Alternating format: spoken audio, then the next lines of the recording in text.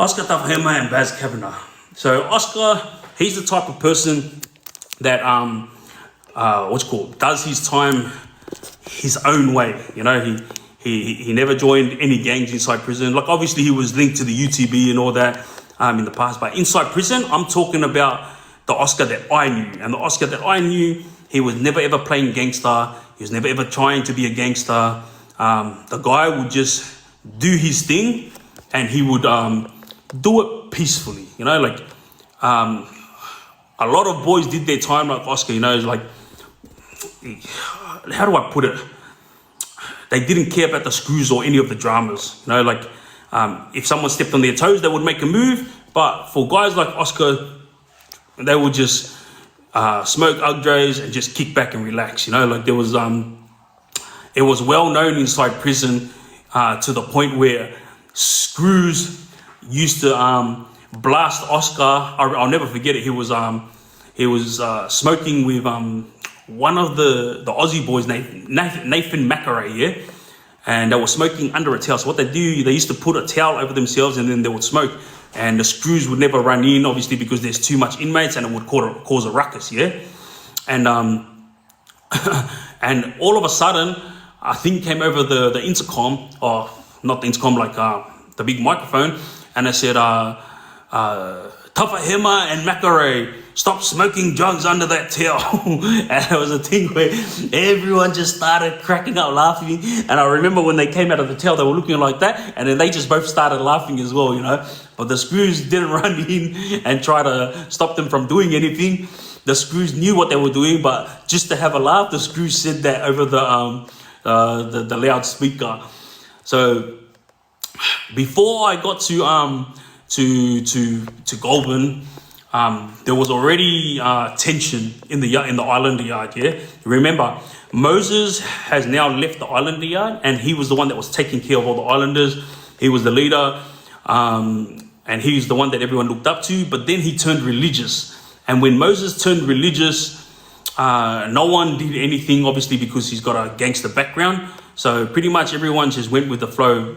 Moses would do his religious stuff, and no one would dare like speak out of school, because even though Moses went religious, like he was still doing his training sessions and sparring people, and nobody wanted to get on the other side of him when they had to spar, you know.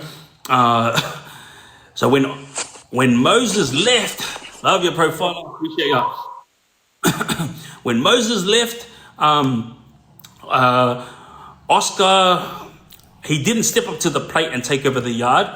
Oscar, like I told you, he was doing his time. He always done his time in peace. But all the boys that was in there was mostly Tongan boys. And then there was a Fijian guy who was co-e's with Oscar Taufahema. His name was Millie, yeah? And when they were there, these were the guys that ate well. So remember when I told you, when I first got to Goulburn Correctional Centre, there was boys who were the boys who trained every day. Then there was boys who did education. There was boys that went to work. And then there was the junkie boys. And then obviously Oscar's side and Oscar's crew was like the boys who lived well. You know, every week they had steak and all that. This was the era of meat being sold inside prison. So in prison, back when I was there with Oscar, they used to sell ice cream and meat, like the best food. And then all of a sudden, the jail commissioner took all the luxury food off us, and that was it for that. But Oscar and Baz were on different levels. Obviously, Oscar's old school. Everybody knows his last name. So the Taufahema name, for all of you around the world that don't know this, the Taufahema last name was a big name on the outside and inside, because they got a lot of brothers, yeah? And Oscar and Cube are the oldest brothers. These were the two that was at Goulburn when this situation happened. Just those two Taufahema brothers. Cavanagh, he was on my level at the time. We were both young guns coming up in the prison system. And when we both got to Windsor, we were both there, and we were like the frontline soldiers for the Islanders, you know. Back at Windsor, there was a guy named Charles. Big Charles was Tongan, and he was a machine. He was like our delegate at Windsor. Very good delegate, and he was a gentleman as well, you know. And Baz and I were like the ones that used to go and fight for the Islanders, when we would be the ones that will go and stand in the front line if any situation happened. So yeah, to everyone that was sending me messages and saying, is Baz a soldier? Yes, he was a soldier, a frontline soldier for the Islanders. But to everyone that was asking me if he was a Trump for the Islanders, no, he wasn't a Trump for the Islanders. But he was a frontline soldier for the Islanders. So fast forward to when Moses left and Oscar is now in the yard.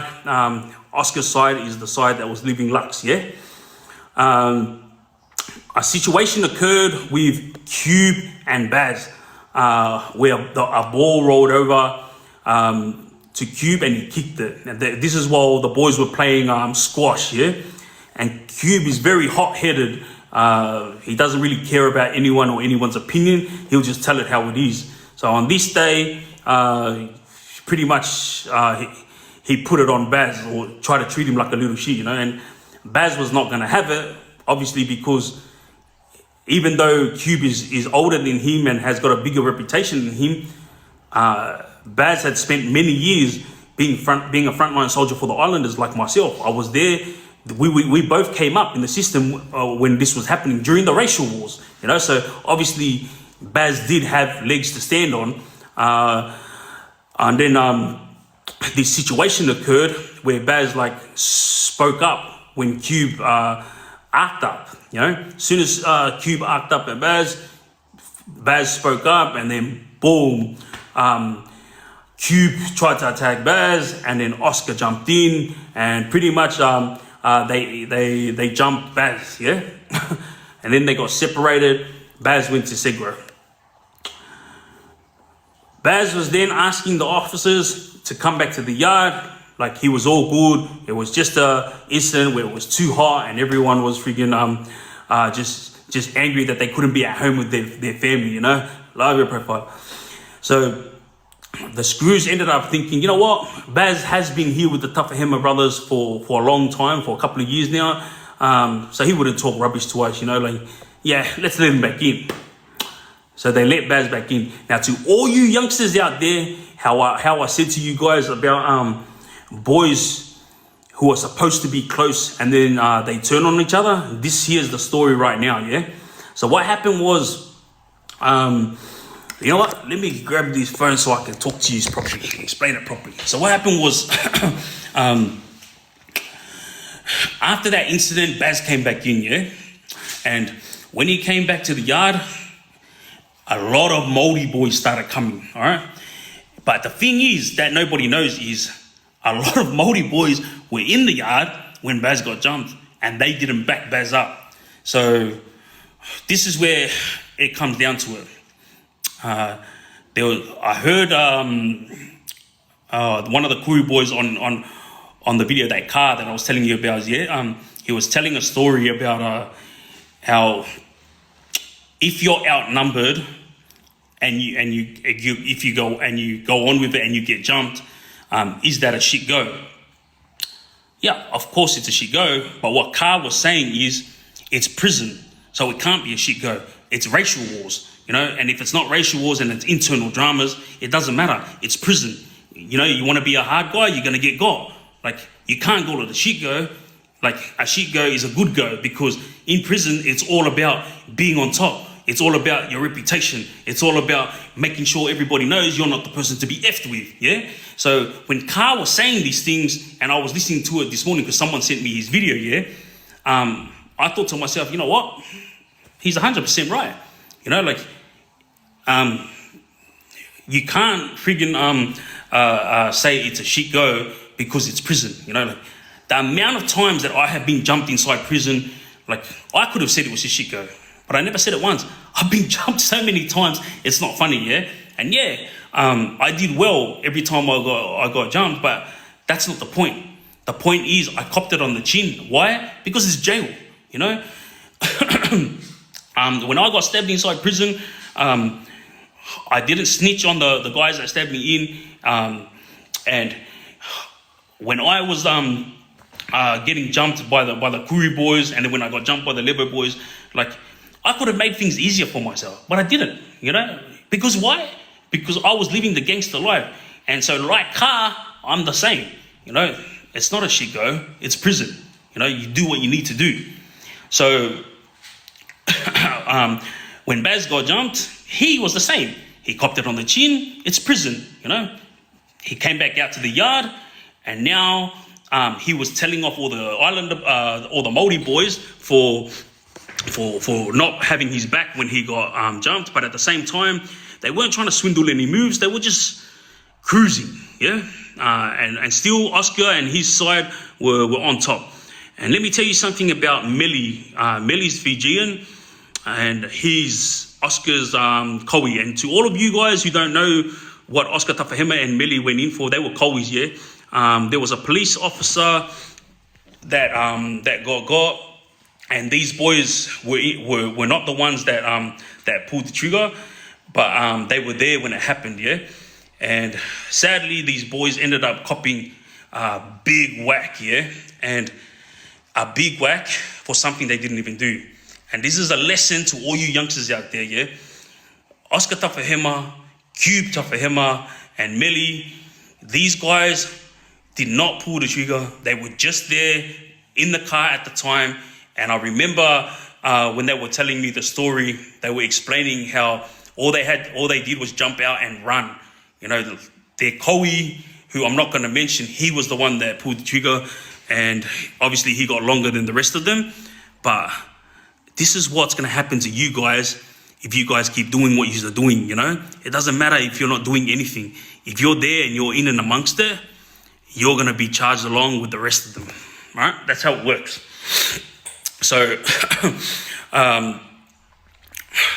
with Oscar and his side living Lux, and in Baz now starting to have boys that are coming, yeah.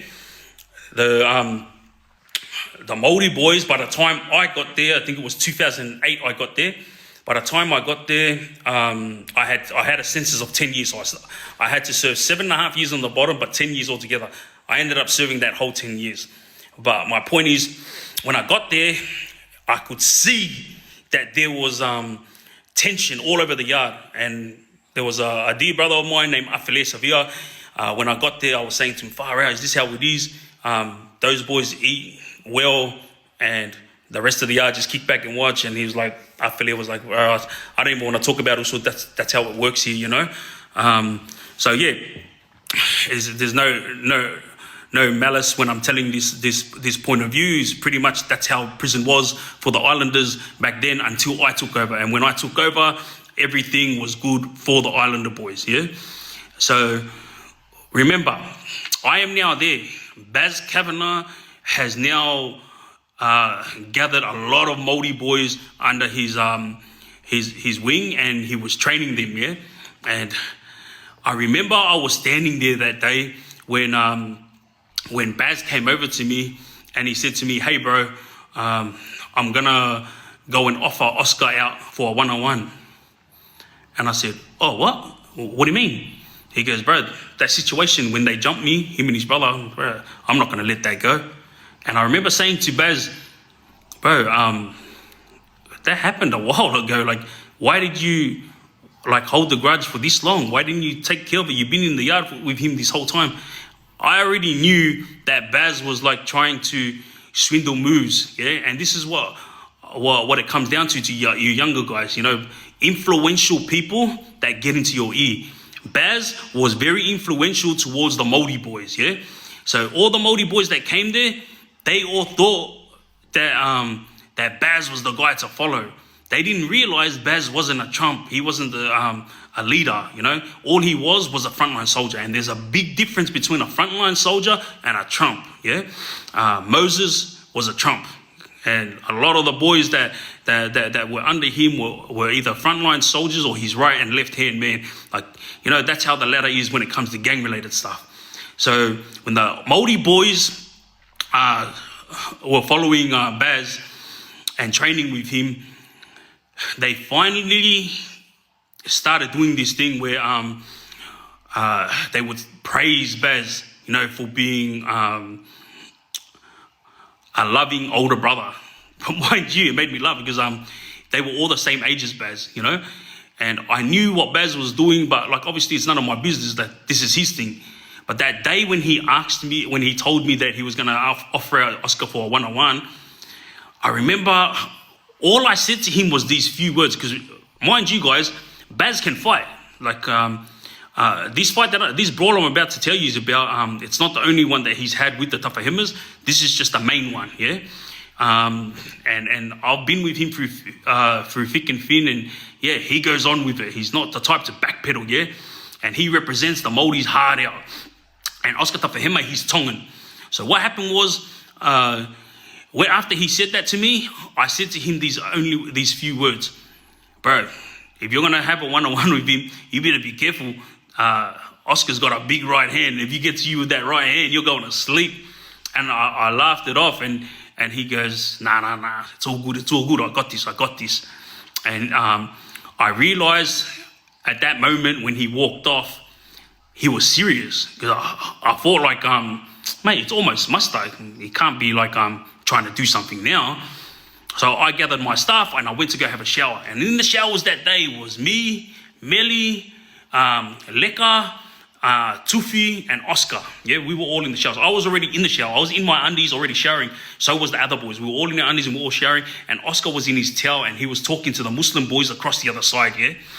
And then Baz walked in, and Oscar had his back to Baz, yeah? And let me tell you something, let me put this up and explain it properly. All right, so Baz walks in, Oscar's like this, talking to one of the Muslim boys across the other side. And as soon as Baz walked in, bang, on his back, started going to town on Oscar's back. Oscar turns like this, and as he turned like that to cover up, Hone, one of the other Māori boys, came in, started going at Oscar from the bottom. So Baz is coming from the top, Hone is coming from the bottom. This is why I got big respect for that Millie. You know the Fijian one? Bro, when I say he's short, like he is freaking short. Like, you know, like, I don't even know how short he is, but very short, yeah? Bro, did you know what he did? Millie left his shower. Remember, he's having a shower. He's in the middle of having a shower in his undies. He jumped out of his shower and he went and tried to back up Oscar. And he's so small, like, mate, there's nothing much that Millie could do because he's a small guy, yeah? Everyone in the island yard was all big boys, yeah? But this is how big of a heart Millie is. As soon as Oscar started getting goal, he jumped straight in. He went to throw it here, and then one of the other boys that was with, what's his name? Baz and Hone at the time, his name was Chad, clocked Melly before Melly could jump in. Then Melly starts trying to swing punches at Melly, at Chad, but Chad, like, obviously he's a big boy, and then he started going to town on Melly. So remember, now Chad's going at Melly, and Oscar's getting got from the top and the bottom, yeah? And I was in my shower, so I walked out of my shower because I didn't know whether they were just getting them or they were going to try to get all of us. So I'm there protecting myself. So I'm standing there in my undies and like I'm getting ready for whatever's going to be going on. And I remember seeing Tupi, because Tupi was across from me. He steps out of the showers as well. So he's like trying to figure out, like, bro, it's like, who's getting got here? Like, he's trying to watch his own back as well, yeah? And while the boys were going to town on him, Oscar like rips himself backwards, and then Baz and Hone jump back. So now Oscar's here, and he puts his hands up, and you got Hone here, Baz here, and Chad. He just finished like giving it to Millie, and now jump back. Now it's them three and Oscar. Like Millie had had already got rushed by Chad, yeah, and Chad was like still standing there shaping up at Millie, so Millie couldn't come over and try to help Oscar. But there was another Fijian guy. His name was Debo. Bro, this guy was massive. He was big, yeah. As soon as this broke out, he turned around and as Hone and Baz stepped backwards, Debo went to step forward and Baz just went whack, got him boof straight here with a Ibsha, yeah. As soon as he got him, Debo went down and he started holding his chest like up there. And I was standing at the showers, and then Oscar was like standing there like this. And as soon as Baz and Hone went to come forward again, boom, he threw a big right hook. And I swear to you, if he got them with that right hook, see you later. But when he threw this big right hook, all of them, like I stepped back and he had missed, and he started shouting, "Come on, you fucking dogs!" And he was going on, "Just come on!" Boom! He threw a big left hook, and they all jumped back. Like, as they all jumped back, I was like, "Bro, what's going on?" Like, the screws all come running, and they all started going, "Everyone get the F down, get the F down!" And the gates were getting open from outside. The gates were getting open from the other side. The gates were getting open from the showers, and all the screws were like rushing in. Yeah. By the time all the screws came in, Baz, Hone, and Chad quickly chucked their earshot, opened the door, and then they quickly like ran outside, like pretended like they had nothing to do with it. And Oscar was like bleeding from his back, you know, like all over the place. All I could see was just like he was drenched with blood. And as soon as the screws got in there, they're like, "Everyone on the wall, everyone on the wall." And all of us there that we know, Andy's like, "Get out of here, bro." He's trying to grab our towels. All right, grab your towels and walk outside. They looked at Oscar, and Oscar was like bleeding hard out, yeah? Then Oscar walks over to the shower, and he puts his head under the shower. When he puts his head under the shower, all I could see was just blood going down his back, yeah? And remember, Debo was still holding his chest because he had got in the chest. And he's a big boy, yeah? I walk out, and as soon as I walk out, I seen the boys that were involved in it, like just doing laps, pretending like they had nothing to do with it. And I walked out, and I was kicking back, and then and Oscar was inside in the shower. He wouldn't listen to no one. Like he didn't give a F who was like talking to him, but he went on with it. Like he threw his ears. Like lucky none of them. But he wanted to fight. But as soon as they got him, they didn't fight back. You know. And obviously, I got along with Hone really well. I got along with Baz, and I got along with Oscar, and I got along with Oscar and his team. But this thing was an internal drama that was brewing before I even got to Goulburn prison. Yeah. So as soon as the screws came in, they grabbed Oscar and they handcuffed him and they took him out. And the other screw was saying, "Man, he goes, man, he's got holes in him. Take him to the nurse. Take him to the nurse." So they told him to step to the side. So they didn't bring Oscar out. They took him to the outside to go towards the nurse. They radioed up for whoever was watching the footage, and all they seen in the footage was those three boys, Baz, Hone, and what's his name, and Chad come out of the showers after the incident happened. So they came in, and I remember I was handcuffed along with all the other boys, and then they came and they took Chad, Baz, and Hone, and Orbs. These were the four boys that got taken, yeah? And they thought that these four boys were involved in getting Oscar because they were the ones doing laps. But Orbs had nothing to do with it. And I know for a fact that Baz may have given him the heads up that something was going to happen, but he definitely wasn't involved in planning anything. Like Baz had done this all by himself, you know. And I realized at that very moment, because remember, Baz told me he was going to offer him out for a one-on-one. So all I was thinking is, there was going to be a good one-on-one in the afternoon. That's all I thought. I thought nothing of it. But when he went and grabbed these ones and he went to town on Oscar, I realized this guy must have friggin' thought about it again and realized, you know what, I'm not going to take the chance of being laid out by Oscar, so I'm just going to go to town on him, you know what I mean, and get my revenge. Because remember, Cube was the one that started the dramas with Baz, and then Oscar jumped in. So Baz had been waiting for his revenge this whole time, you know, and and then when Hone and Chad got there, along with all the other Māori boys, and started training with Baz, he swindled his move, you know, started being the influential islander that's been in there for ages, started using his power to his advantage by grooming all the boys that were just coming in, you know. One of those boys was Hone. He had just come in and he was looking at a big whack, which is what he got, a big whack for his manslaughter. And Baz had groomed him to be under his wing, and then that's why Hone friggin' got involved in it. And I heard from everyone in the system saying that, Hone told us he had nothing to do with it. Hone said he was just there and he tried to stop it. Look, I got big love for Hone. I was there, you know, so I'm gonna just tell it how it is. But Hone was heavily involved in it, and obviously he was backing up Baz. So it is what it is. The boys did what they had to do to get there, to help Baz get his revenge. Now remember, to all you younger generation out there, this is what you guys are doing right now. You are helping all these older boys and these other gang to get either their revenge or to make their money for them. This is what you're getting yourself involved in right now. Yeah. And after that incident, all 3 boys had issues throughout the jail system. Everywhere they went, they had to watch their back. No longer could they walk and be left alone. No longer could they do their time peacefully. Why? Because the Taufahema name is big in jail and outside. And obviously all the Taufahema brothers had the backing from all the Tongan boys and all the network that they had built throughout the years. So everyone was now gunning for these 3 boys. Luckily for these boys, they had gone to segregation and after this incident. But one of the biggest things that I wanted to explain about Oscar during this situation, I got taken to the nurse's office on the same day this incident happened. And when I got into the nurse's office, there was 6 squad in there, 3 inside with Oscar and 3 that was just standing outside. And I had to walk past Oscar to go see the nurse. And as I was walking, the screw was saying to me, fucking hell, man. He goes, bro, that Taufahema, he's a machine, eh? And I said, oh yeah. I was thinking, how do you know he's a machine?